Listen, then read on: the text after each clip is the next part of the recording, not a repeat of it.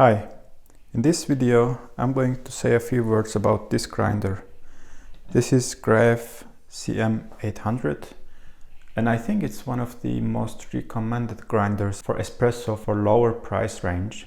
When I was into the espresso wormhole, I was looking for a cheap grinder that can grind for espresso, but I was also looking for something that would work for filter coffee as well. So I got this one. I'm the second owner of this machine. The one before me got the machine like 3 years ago, I guess.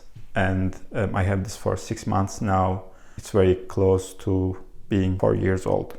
So I'm not going to make a full review of this grinder in this video. I will talk about a couple of pain points for me. 3 of them actually. And let's start from number 1. So basically when you receive this grinder, it can grind fine and it can grind coarse as well, but not fine enough for espresso. To work that around, you need to make an adjustment on the grinder. So once you take this beans container and then there's a button here and you press on this and make a full rotation, then you are able to take out this burp chamber. And as you can see, there is place for screwdriver here, and also on the opposite side. What you need to do is basically just take these screws off and then rotate this clockwise to grind finer, and then you put that back in and then you just put everything in place. Okay, issue number 2, grind consistency. So it took me a while to understand what is causing the consistency issues for me, whether it was the machine that I'm using or whether it was the grinder. But eventually I realized that actually this grinder needs a bit of support when grinding, especially for espresso.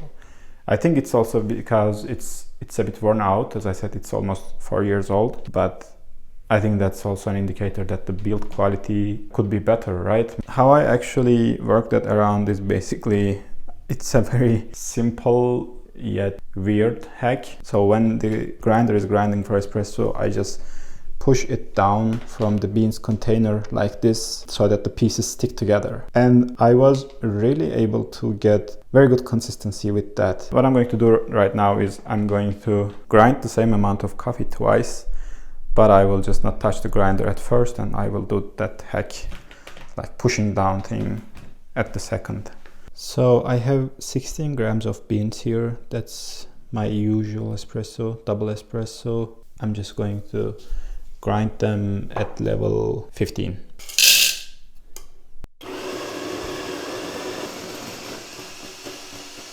So this is the second set of beans, and this time, as I said, I'm going to push the grinder down basically so that the pieces, they stick together.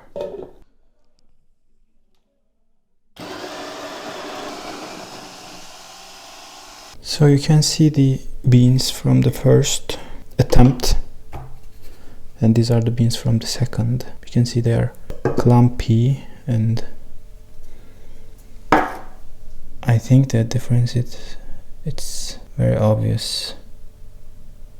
But yeah, obviously this is something that's hard to say just by looking at it, right? So as I said, when I actually brewed espresso, I noticed that using this method just makes it more consistent.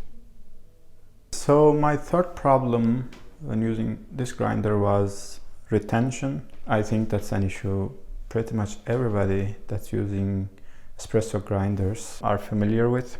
And how I worked it around in this grinder is, so there are actually 2 methods. One of them is just going hard on the grinder, basically just patting on its back or from the top, but obviously that doesn't make much sense because this is a mechanical device and you wouldn't want to harm it. So instead I came up with something like this.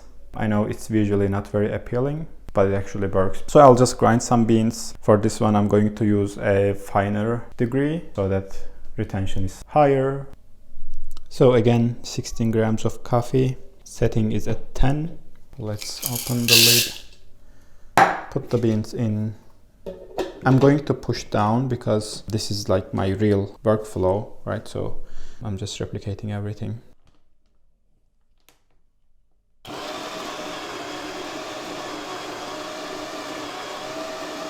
Okay, the grinder is done, but I'm not going to touch anything. What I'll do is I'll just take this from here and put it on the scale again. As you can see, 2.2 grams in 16 grams of coffee. So this is quite high. That's a problem, right? So what we can do here, as I said, if I use violence here, I'm going to get some of the beans back. But it's just not enough, right? So when I put that back on the scale, actually nothing changed. So what I will do is I will just take this beans container off like this. So you just rotate it and just take it off and use this guy here. So